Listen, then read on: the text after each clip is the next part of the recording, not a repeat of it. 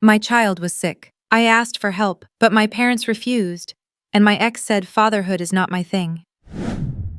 There are certain moments that divide your life into before and after.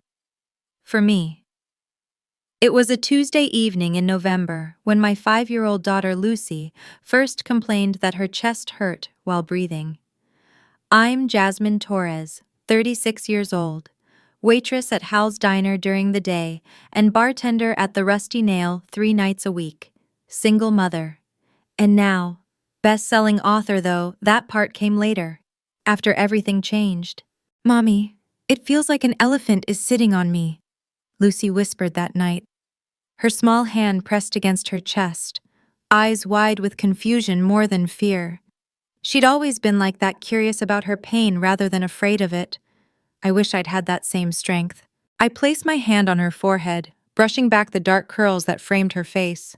The heat radiating from her skin made my stomach clench. "Let's get you some medicine, sweetie," I said, trying to keep my voice steady. "And maybe tomorrow we'll skip school and have a movie day." Lucy's face brightened despite the fever. "Can we watch Moana again?" "For the 47th time, absolutely," I laughed, kissing her warm forehead. I didn't know then that we'd never get that movie day, that by morning.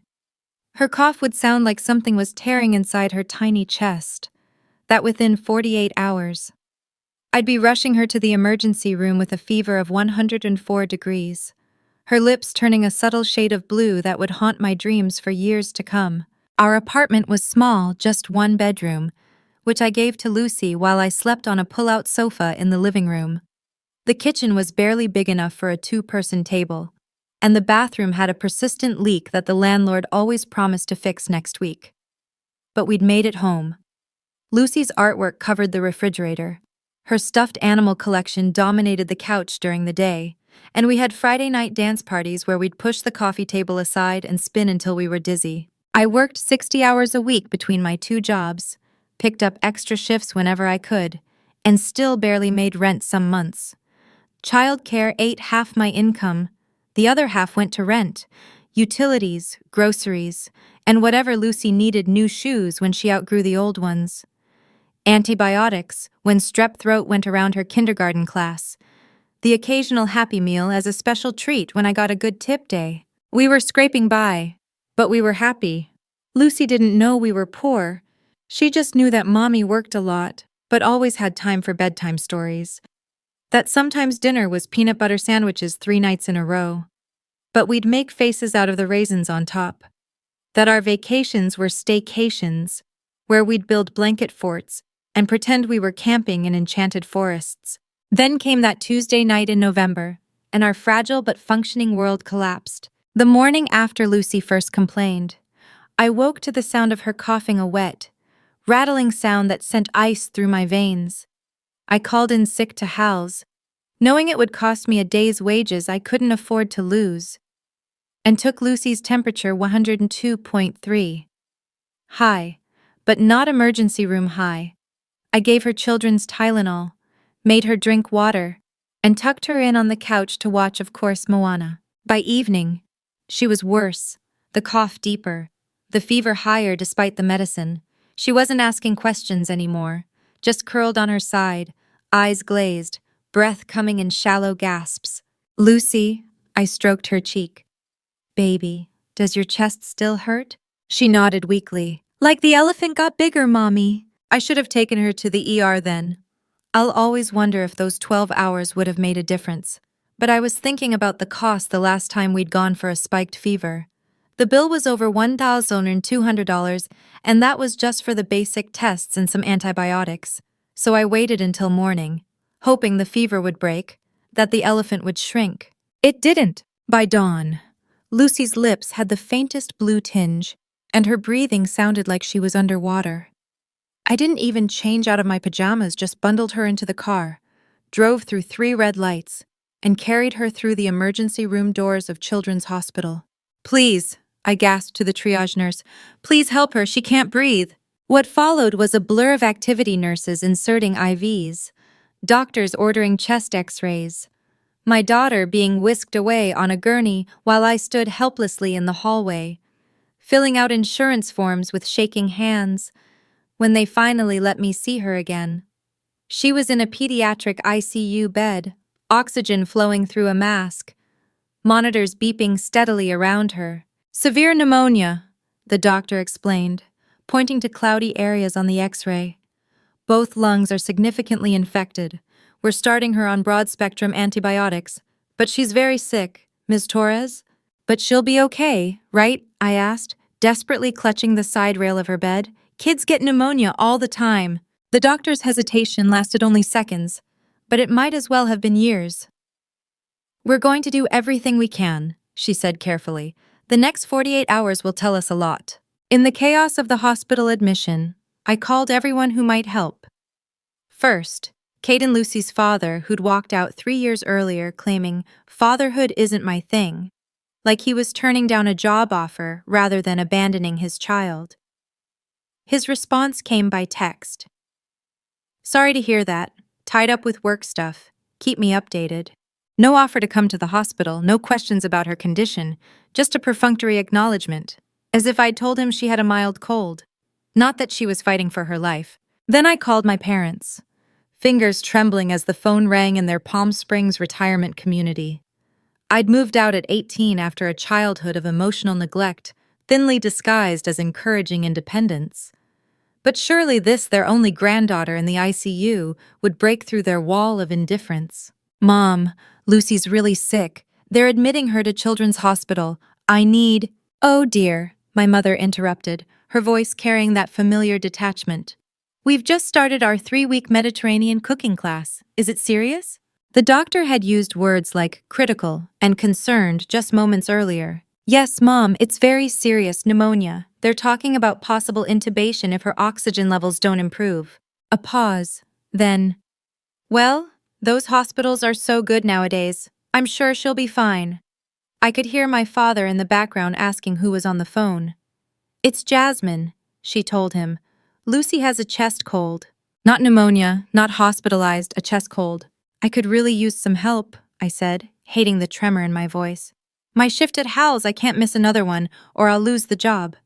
And someone should be with Lucy while I— Jasmine, my mother sighed, like I was a child asking for an unreasonable toy.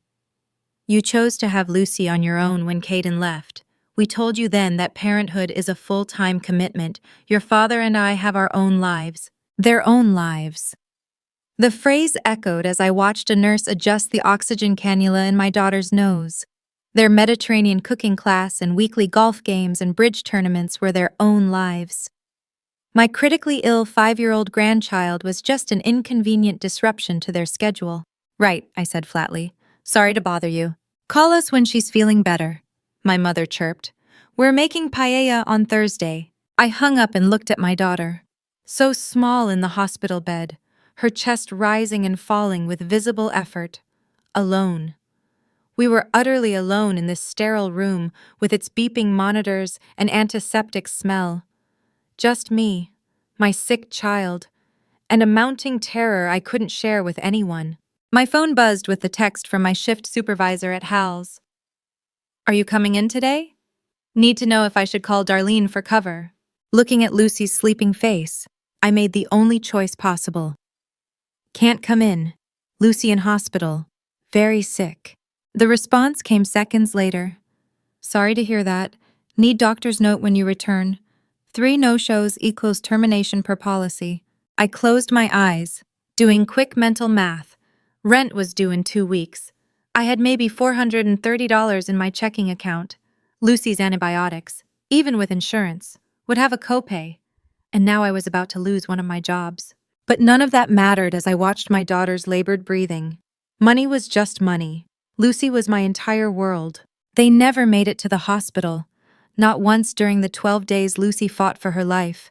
Not even when I called on day 7, my voice hoarse from crying, to tell them the doctors were suggesting I prepare myself because the antibiotics weren't working and her little lungs were failing. Oh, sweetheart, my mother had said. Children are so resilient. Remember when you had that terrible flu as a child? We thought you'd never recover, but here you are. This isn't the flu, Mom, I said, my voice cracking. The doctor just used the phrase, prepare yourself. Do you understand what that means? Doctors are always so dramatic, my father chimed in, apparently on speakerphone. They have to say those things for liability reasons. Could you just come? I pleaded. Just for a day, I haven't slept in a real bed in a week. I haven't showered. I'm wearing the same clothes from 3 days ago. Jasmine. My mother's voice took on that familiar, impatient tone. You're being hysterical. We have tickets to the symphony tonight. I've been looking forward to it for months. The symphony. Their tickets to Bach were more important than their dying granddaughter. Don't call again unless it's good news, my father added before hanging up. Here I was, sleeping in a vinyl hospital chair, watching my daughter's chest rise and fall with mechanical assistance, telling her stories about brave princesses who fought dragons disguised as germs, singing How Far I'll Go from Moana until my voice gave out, bargaining with a god I wasn't sure I believed in anymore. A kind nurse named Paxton Tall, with gentle hands and eyes that crinkled when he smiled, brought me a pillow from the staff room and occasionally smuggled in real coffee instead of the watery cafeteria brew. He sat with Lucy when I had to use the bathroom or make desperate phone calls to arrange coverage for my bar shifts. He taught me how to read the monitors, explain the medication regimens, and never once made me feel like I was asking stupid questions. You're doing great, he told me on day 9, when Lucy's fever finally dropped below 101 for the first time. She's fighting because you're fighting for her. I broke down then, sobbing against his scrub-covered shoulder. I'm so scared, I confessed. I can't lose her. She's everything. He didn't offer empty reassurances, just let me cry until I had no tears left. Then handed me a tissue and said, I know, and she knows too.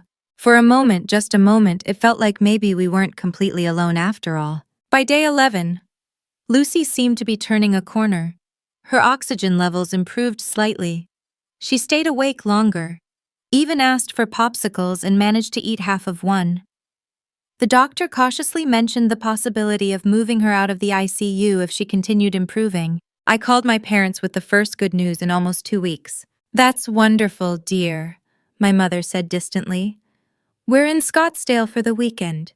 Your father's playing in a golf tournament. When will she be discharged? They're not sure yet, I replied. But maybe by next week if she keeps improving. Well, let us know. We're thinking of taking a cruise in February, Mediterranean. Ironically enough, she laughed at her own joke. I didn't laugh. February was 3 months away. My daughter was fighting for her life now. I'll keep you updated, I said flatly. That night, Lucy's fever spiked again. By morning, she was back on the highest oxygen setting, her little body working so hard to breathe that her shoulders hunched with every inhale. We need to intubate, the doctor told me gently. Her body is exhausting itself just trying to breathe. I nodded, numb with terror, as they prepared to put my baby on a ventilator. She looked at me with those big brown eyes, suddenly alert with fear as they explained what was about to happen. Mommy's right here, I promised, holding her hand. I'm not going anywhere. On day 12, Lucy looked at me with eyes too wise for her 5 years on Earth. The oxygen mask fogged slightly with each labored breath. Mommy, she whispered. Am I being brave enough? I held her small hand between both of mine, pressing my lips against her fingers. You're the bravest person I've ever known, Lulu Bear, I told her, using the nickname she only allowed when we were alone together. Braver than Moana. Way braver than Moana. Her cracked lips formed a small smile. When I get better, can we get ice cream, the kind with sprinkles that look like stars? The very second we're out of here, I promised. She never got her starry sprinkles. Lucy left us at 3:17 a.m. on a Thursday morning in December. While I was holding her hand and Paxton stood nearby, tears streaming silently down his face. My parents sent flowers to the funeral white lilies, arranged in a vase shaped like an angel. The card read, "With deepest sympathies on your loss, Richard and Margaret Chen." Not Mom and Dad, not "We love you," just their formal names. Like they were distant acquaintances, fulfilling a social obligation. They attended the service wearing clothes that looked fresh from a shopping trip, price tags removed just before arriving. I was certain. They stood stiffly at the back of the chapel, nodded solemnly at appropriate moments, and left before the reception. My mother awkwardly patted my shoulder once and said, "You'll feel better in time. You're young enough to have another." As if children were interchangeable. As if Lucy, my stubborn, curious, brave Lucy, who wanted to be both an astronaut and a veterinarian, who insisted on mismatched socks because life's too short for boring feet, who made up songs about everything from breakfast cereal to bath bubbles could ever be replaced. I didn't have the energy to be angry with them. Grief consumed everything, leaving no room for rage. I returned to my empty apartment, to the small bedroom with glow-in-the-dark stars still stuck to the ceiling, to the half-finished coloring book on the coffee table, and I simply collapsed. I didn't leave my bed for days, didn't answer calls, didn't eat. The manager at the Rusty Nail left increasingly concerned voicemails until finally informing me I was terminated for no-shows. I couldn't bring myself to care. The only job that mattered, being Lucy's mom, was gone. When I finally opened my laptop, it was to escape, to pour my heart out somewhere, anywhere. I started a blog called The Empty Chair at My Table, just a simple black background with white text. No photos, no flourishes, just raw, unfiltered grief. I wrote about Lucy's laugh, how it started as a giggle and crescendoed into a full belly laugh that made her whole body shake. I wrote about how children's hospitals should not have parking fees when parents are already drowning in medical bills and terror. About the way nurses spoke to my daughter like she mattered, not just a case number. About trying to pick out a dress for my child to wear in her coffin, and how none of the options seemed right because she should be wearing her mismatched socks and Wonder Woman pajamas, not a formal dress she'd hate. About coming home and finding her toothbrush still wet from the morning before she got sick. I wrote about the horrifying administrative tasks that follow a child's death: canceling her kindergarten enrollment, returning library books she'd never finish, calling the dance studio to withdraw her from ballet lessons, informing the dentist she wouldn't need that appointment next month. I wrote about waking up and forgetting, for one blessed half-second, that she was gone until reality came crashing back with a force that left me gasping on the bathroom floor. I never expected anyone to read it. It was just my digital scream into the void. But somehow, people found it. First dozens, then hundreds, then thousands. Comments appeared from other grieving parents, from nurses and doctors, from strangers who simply wanted to witness my pain and say, "I see you." 3 months after Lucy died, an email arrived from a literary agent named Sophia McKinnon. She wanted to talk about turning my blog into a book. I almost deleted it, thinking it was spam or some cruel joke. Who would want to read an entire book about my pain? But Sophia was persistent. "Your voice matters," she wrote in her third email. "Your story is helping people feel less alone. That's a gift, Jasmine." A gift. My grief as a gift. It seemed obscene at first. But eventually I agreed to meet her, if only to stop the emails. We met at a coffee shop around the corner from my apartment. I arrived in jeans with a coffee stain on the thigh and a sweatshirt I'd been wearing for 3 days straight. Sophia was elegant, compassionate, and straight to the point.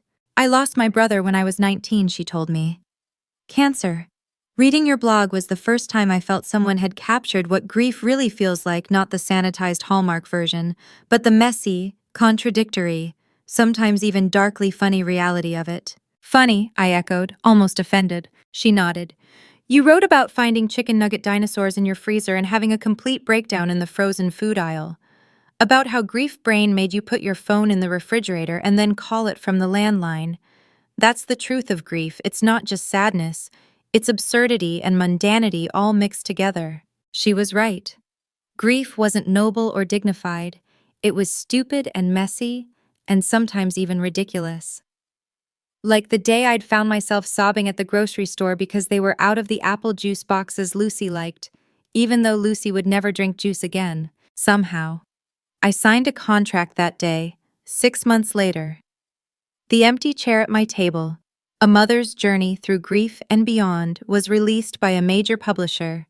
I had written it in a blur of late nights, after my shifts at a new diner that had hired me out of desperation, pouring every ounce of my pain and love onto the pages, The book hit the New York Times bestseller list in its second week. Suddenly, I was doing interviews, national morning shows, podcasts, book signings where people waited hours to tell me how my words had helped them through their own losses. It was surreal standing in spotlights talking about the darkest time in my life, while cameramen adjusted their equipment and producers checked the time. 3 weeks after the book's release, my phone displayed my mother's number for the first time in months. I let it ring through to voicemail. "Jasmine, darling!" Her voice trilled, as if we spoke every Sunday. "Your father and I just saw you on Good Morning America. A book, why didn't you tell us? We're so proud. Call us back, we'd love to have you over for dinner. Maybe you could bring a signed copy, the ladies at Bridge would be so impressed." The ladies at Bridge would be impressed. Not, "We want to support you." Not, "We're sorry we weren't there when Lucy was dying." The ladies at Bridge would be impressed. I deleted the message. They called again the next day, and the day after. Then they started texting, emails followed, each message more effusive than the last, as if the volume of communication could compensate for its emptiness. "We've been telling everyone about our best-selling author daughter. Your father's golf buddies were so impressed when we told them you'll be on The View next week. We should plan a family vacation to celebrate your success." Family, as if that word still held meaning between us. My father even sent an email with the subject line, "Reconnecting with our talented daughter." The body read, "Your mother and I have always believed in your potential. We're not surprised by your success. We knew you had it in you all along. Perhaps now that your career is taking off, we can put the past behind us and move forward as a proper family." Put the past behind us. As if their absence during Lucy's illness and death was a minor disagreement, like an argument over Thanksgiving dinner plans. The breaking point came when they showed up unannounced at a book signing in Palm Springs. I was seated at a table in an independent bookstore, meeting readers who shared their own stories of loss. When I looked up to see them standing in line, my mother wore a designer dress I'd never seen before. My father had a new silk tie. Both were beaming with a proprietary pride that turned my stomach. When they reached the front of the line, my mother thrust a copy of my book forward. "We're the parents," she announced loudly to the bookstore staff. "Jasmine gets her talent from my side of the family." I stared at them, these strangers who shared my DNA. These people who couldn't be bothered to visit their granddaughter in the hospital, but would drive 40 minutes to bask in my reflected glory. "Who should I make it out to?" I asked, my voice steady as I uncapped my pen. My mother laughed, the sound like glass breaking. "Don't be silly, Jasmine, it's for us." I nodded, writing carefully on the title page, "To Richard and Margaret Chen. Thank you for showing me exactly what kind of parent not to be. Your absence taught me the true value of presence. Jasmine Torres, your daughter, though you seem to recall that only when it's convenient." I closed the book and handed it back with a professional smile. "Thank you for coming." My father opened the book, his expression shifting as he read the inscription. My mother peered over his shoulder, her face draining of color. "Jasmine," she hissed, "this is completely inappropriate." "Is it?" I asked calmly. "More inappropriate than telling me I chose to be a single parent when my daughter's father abandoned us. More inappropriate than refusing to visit your granddaughter in the hospital because you had a cooking class. More inappropriate than sending formal flowers to her funeral like you were business associates rather than family." The bookstore had grown quiet. Other customers were watching, some with phones discreetly raised. "Let's not make a scene," my father muttered, taking my mother's elbow. "That's exactly the problem," I said, my voice clear in the silence. "You've always been more concerned about appearances than actually showing up when it matters." My mother's face hardened. "We gave you everything growing up, the best schools, dance lessons, braces, things." I interrupted. "You gave me things, but when Lucy was dying, when I was terrified and alone and needed my parents, you gave me nothing." "You're being dramatic," my father said. "Lucy had pneumonia. Children get sick all the time." Something snapped inside me. "Lucy died. Your granddaughter died. And you didn't even come to the hospital. You didn't hold my hand at her bedside, or bring me a change of clothes, or make sure I ate something during the 12 days I barely left her room. You didn't help me plan her funeral, or clean out her bedroom, or figure out how to keep breathing in a world without her." People were openly recording now. A woman in line wiped tears from her face. And now, I continued, my voice softer, but no less intense. Now that I've written a successful book, suddenly you're interested in being my parents again. Suddenly you want family vacations and signed copies to impress your friends. We thought you wanted space to grieve, my mother said weakly. The laugh that escaped me wasn't humorous. Space. I didn't want space. I wanted parents. I still do. But not the kind who only show up for the applause. I stood, addressing the bookstore manager. I'm sorry, I need a few minutes.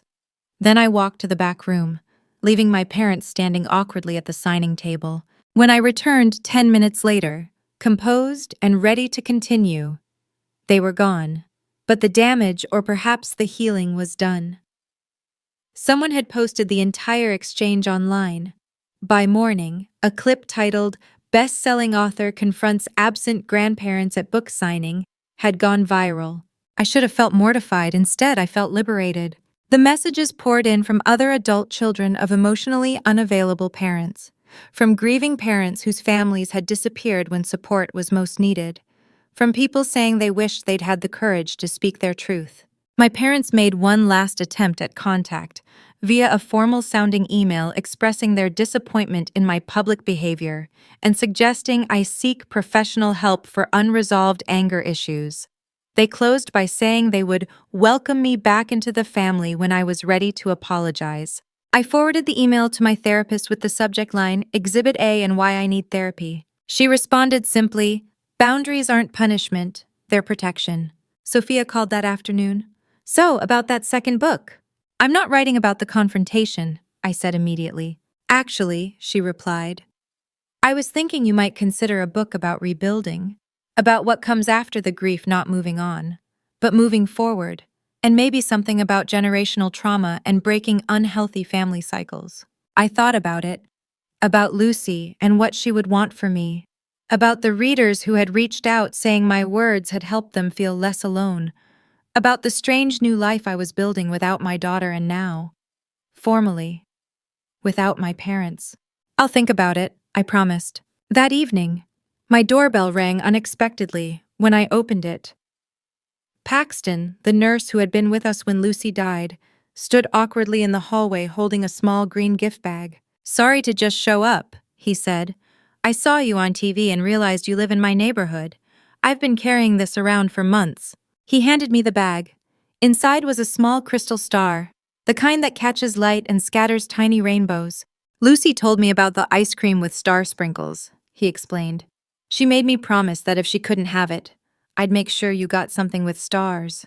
My throat closed, eyes burning. "You kept that promise for 6 months." He nodded, shifting his weight. "I tried to find you after the funeral, but you disappeared. Then suddenly you were everywhere, bookstore displays, television. I wasn't sure if you'd even remember me." Remember him, the kind-eyed nurse who had cried with me, who had treated Lucy like she mattered, who had carefully wrapped a lock of her hair in tissue paper for me to keep, who had called me twice in the weeks after to check on me. "I remember," I said softly.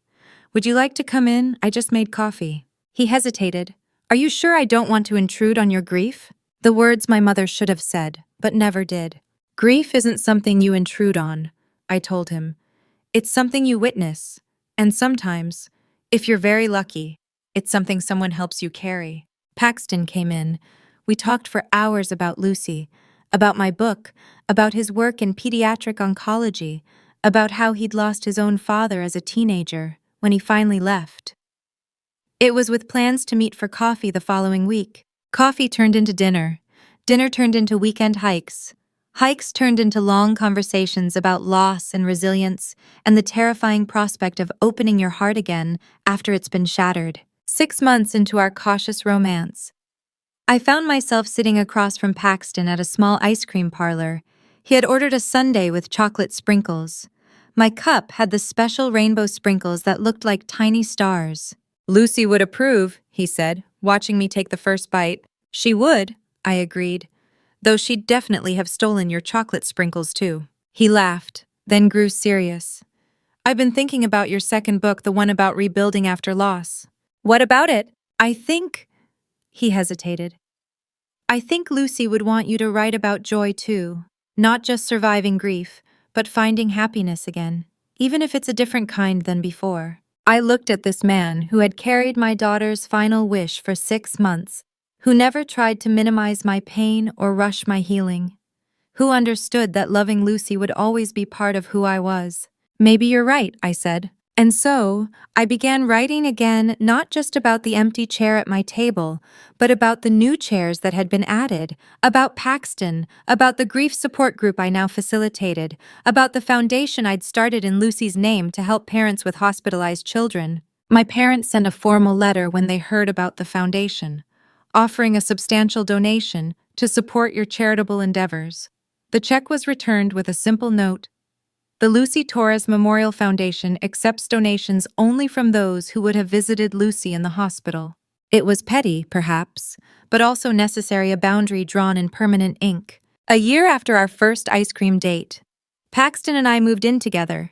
In our new apartment, we created a small memorial corner for Lucy, her favorite stuffed penguin, a framed photo of her mid-laugh, and the crystal star he had given me that first night. 2 years after that, we welcomed twins, a boy and a girl, with Paxton's kind eyes and, somehow, Lucy's stubborn chin. We named them Leo and Stella, both celestial names, both meaning stars, not replacements for the daughter I lost, but new lights in a sky I once thought would remain forever dark. They know about their big sister. We celebrate her birthday every year with star-sprinkled ice cream. They ask questions that sometimes make me cry. And Paxton holds my hand under the table when I struggle to find the right words. My third book was dedicated to all of them. For Lucy, who taught me how to love without limits. For Leo and Stella, who taught me that my heart could expand even after breaking. For Paxton, who carried a promise and helped me find stars in the darkness. And for the empty chair that will always remain at our table, not a void, but a presence reminding us how precious each moment truly is. My parents received a copy in the mail, not signed, not with a note, just a simple acknowledgement that they exist in the periphery of my life story. They sent a formal thank you card in return. Some relationships can't be repaired. Some boundaries must remain firm. This is another truth I've learned in the aftermath of loss, that sometimes walking away isn't giving up, it's growing up. The other day, Leo asked me why his other grandparents never visit. At 5 years old, the same age Lucy was when she died, he sees the world in simple terms. Some people, I told him carefully, don't know how to be there when things are hard. They only want to be around for the happy parts. He considered this with the gravity only a child can muster. That's silly, he finally declared. The sad parts are when you need people the most. Out of the mouths of babes, I think about my parents sometimes. In their Palm Springs community, with their Mediterranean cooking classes and bridge tournaments, I wonder if they ever truly regret their choices. If they understand what they lost was far greater than what they preserved: their convenience, their routine, their carefully constructed bubble of comfort. But mostly, I think about Lucy, about her bravery, about how she asked if she was brave enough, even as her little body fought its hardest battle.